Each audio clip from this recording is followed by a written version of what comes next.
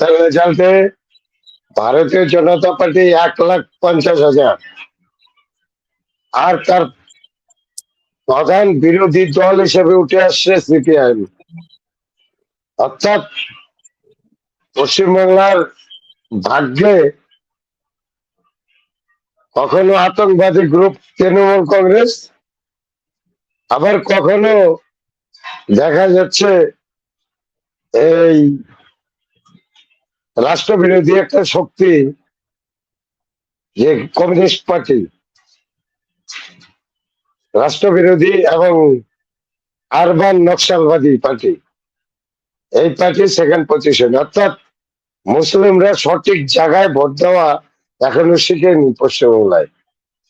মুসলমানদের রাজনীতি প্রজ্ঞা বা দূরদৃষ্টি এখনো তৈরি হয়নি পশ্চিমবাংলার মুসলমানদের।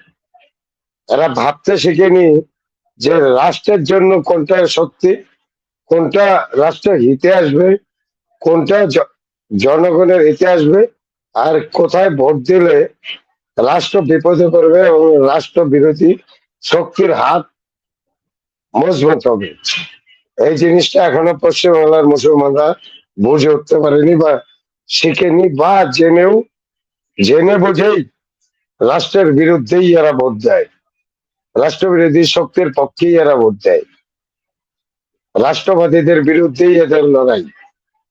আজকে ফলতার ইলেকশনে সেটাই বুঝিয়ে দিল। কারণ টোটালি হিন্দু মুসলমানের ভোট হয়েছে, নয়তো 69% ভোট বিজেপি পেয়েছে, 69%। আর ফলতায় 69% এই হিন্দু ভোটার আছে, হিন্দু ভোটার আছে মনে হয় 30%। হ্যাঁ, এই 70%, আর 30% আছে মুসলমান ভোটার। তো 30% মুসলমান ভোটারটা ভাগাভাগি হয়ে 69% এক জায়গায় ভোট দিয়েছে, আর 31% ভোটটা ভাগাভাগি হয়েছে 4 জায়গায়। আর নাই জিনিস, তৃণমূল কংগ্রেস ভেনিশ হয়ে গেছে। মমতা ব্যানার্জি বলতো না ভ্যানিশ কুমার, ভ্যানিশ হয়ে যাবে 4 তারিখের পরে, কিন্তু না, দেখা যাচ্ছে তৃণমূল কংগ্রেস ভ্যানিশ হয়ে গেল 4 তারিখের পরে। যে ফলতায় 2024-এ তৃণমূল কংগ্রেস ভোট করিয়েছিল, ভোট হয়নি, তৃণমূল কংগ্রেস কিন্তু ভোট করাতো। তো তৃণমূল কংগ্রেস ভোট করিয়ে 1.5 লাখ ভোটে লিড দিয়েছিল এই ফলতা কেন্দ্রে। তো 1.5 লাখ ভোটে যদি লিড দেয়, তাহলে ভোট বাকি থাকে কত? মোটামুটি 20-25 হাজার ভোট পেয়েছিল বিজেপি। কোন হিন্দু বহুল ভোটে একটা ভোট পেয়েছে বিজেপি। মহিলারা বললো না যে ভোট দেওয়ার সময় পিছনে দাঁড়িয়ে থাকে জাহাঙ্গীরের লোক, এইভাবে ভোট করাতো। আজকে যখন মানুষ ভোট দেওয়ার সুযোগ পেয়েছে, তৃণমূল কংগ্রেস বিনিশ। এতেই বোঝা যাচ্ছে 2021-এ এরা গুন্ডা আর পুলিশের মাধ্যমে জিতেছিল। এদের একমাত্র ভোটে জেতার একটাই সূত্র, এদের গুন্ডা এবং পুলিশের মাধ্যমে। আজকে যখন ফেয়ার ভোট দেওয়ার মানুষ সুযোগ পেয়েছে, তৃণমূলকে ভ্যানিশ করে দিয়েছে। ভ্যানিশ কুমার মমতা চিল্লাতো না, ভ্যানিশ কুমার কে? ভ্যানিশ হয়ে গেল তৃণমূল কংগ্রেস। আজকে আবার এদিকে কাকলি ঘোষ দস্তিদার, এ এক মানে চোর মহিলা, মহাচোর। এই মহাচোর মহিলা আজকে তৃণমূলের উপরে দোষ চাপিয়ে নিজে রিজাইন দিয়ে দিল জেলা সভাপতির পদ থেকে। আবার ভারতীয় জনতা পার্টি, জানি না কাকলি ঘোষ দস্তিদারের মতো একটা চোর মহিলার উপর কি ইন্টারেস্ট পেয়ে গেল, ওয়াই ক্যাটাগরির নিরাপত্তা দিয়ে দিয়েছে। একবার ভাবতে হবে ভারতীয় জনতা পার্টির কেউ। পশ্চিমবাংলার মানুষ একটা স্বচ্ছ আর একদম সৎভাবে রাজ্য পরিচালনা করার জন্যই ভারতীয় জনতা পার্টিকে ভোট দিয়েছে, মন খুলে, হাত ভরে। এরপর এই কাকলি ঘোষ দস্তিদারের মতো চোর মহিলা যদি বিজেপির দলে চলে আসে, এরকমই শোনা যাচ্ছে কানাঘুষো, জানি না কি হবে। যদি এই ধরনের চোর মহিলা চলে আসে, এতে বিজেপির ভালো হবে না, বিজেপির বদনাম হবে। তৃণমূলের প্রতিটা চোরকে চিহ্নিত করে তাদের কপালে চোরের স্টিকার লাগিয়ে দিয়ে জেলে ঢুকিয়ে দিতে হবে। তাছাড়া যদি ভাবে বিজেপি যে এরা সাংগঠনিক দিক থেকে মজবুত নেতা বা নেত্রী, ভারতীয় জনতা পার্টির কোনো সাংগঠনিক শক্তি বা মজবুত কোনো কিছু দেখা যায়নি 2026-এ। কিন্তু মানুষ দু হাত ভরে ভারতীয় জনতা পার্টিকে ভোট দিয়েছে স্বচ্ছতা এবং স্বচ্ছতার সঙ্গে সরকার চালানোর জন্য।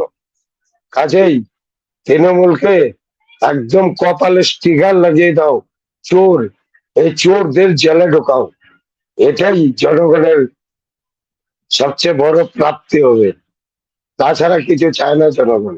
জনগণ নিজেরা কর্ম চায়, কর্মসংস্থান চায়, নিজেরা কর্ম করে সংসার চালাতে চায়, আর এই চোরদেরকে জেলে দেখতে চায়। এটা বিজেপিকে ভাবতে হবে। তারপর কথা হচ্ছে, আজকাল সবাই আইপ্যাক আর অভিষেককে দায়ী করছে তৃণমূল কংগ্রেসের নেতারা। আমি জানি না এতদিন এইসব নেতারা কোথায় ছিল। অভিষেককে সেনাপতি বলতো, অভিষেকের পা ধোয়া জল খেত। এসব তৃণমূলের নেতারা এখন বিজেপির সুনামের মানে পঞ্চমালা গাচ্ছে বসে। এদেরকে, এদের দ্বিচারিতা, এদের দ্বিচারিতার মুখে জুতা মারা উচিত। এক হচ্ছে রিজু দত্ত, রিজু দত্তের মতো লোককে মুখে জুতা মারা উচিত। একদিন শালা কি ধরনের অসভ্যতার কথাবার্তা বলতো, এই বাঞ্চতকে মানে কি বলে যে গালি দিব, গালি দিয়ে মুখ নষ্ট করতে চাই না। তবে ভারতীয় জনতা পার্টিকে বুঝতে হবে এসব মালকে, এই দাগি মালগুলোকে চিহ্নিত করে একদম সাইড সাইড করে রেখে দিতে হবে। আর পারলে জেলে ঢোকা হবে। এদের সঙ্গে কোনো সহানুভূতি নেই। এরা একটু মিঠা মিঠা বিজেপির সম্বন্ধে ভালো বলে নিজেদের দোষকে আড়াল করতে পারে না। আর নিজেদের দোষের যে সাজা পাওয়া উচিত তার থেকে রেহাই পেতে পারে না। এটা পাওয়া উচিত না। আমার মনে হয় খালি রিজু দত্ত না, একই সঙ্গে দেখা যাচ্ছে রবীন্দ্রনাথ ঘোষ, কুচবিহারের রবীন্দ্রনাথ ঘোষ আজকাল বিজেপির সুনাম করছে। আইপ্যাক আর অভিষেককে দায়ী করছে তৃণমূল হারার জন্য। কিন্তু এই রবীন্দ্রনাথ ঘোষ এত বড় চিটার, এত বাটপার, এই চিটার একটা চিটার টিম তৈরি করেছিল। লাস্টে এই চিটার টিমেই একে ল্যাং দিয়ে আইপ্যাকের সঙ্গে প্যাক হয়ে গেছে এই ওই চিটার টিমটা। আর একে ল্যাং মেরে জায়গায় বসিয়ে দিয়েছে। তাই এখন দুঃখ হচ্ছে ওর। এই চোরকেও সাবধান ভারতীয় জনতা পার্টি এই চোরের থেকে। এই আর রবি ঘোষ নামক যে চোর, এ একটা মহা চিটার। আর এদিকে মাথা ভাঙার নজরুল হক, চন্দন দাস, এরা ভোট লুট করেছে পঞ্চায়েত ভোটে। শুধু লুট করেনি, অসংখ্য মানুষের উপর আঘাত করেছে, মানুষের বাড়িঘর ভেঙে দিয়েছে, মানুষের বাড়িতে আগুন লাগিয়েছে এই নজরুল হকের টিম, ওর ছেলে কামাল হোসেন। এদেরকে এখনো বাইরে ঘুরছে, মানুষ দেখতে চাচ্ছে এদেরকে জেলে, এখনো বাইরে ঘুরছে।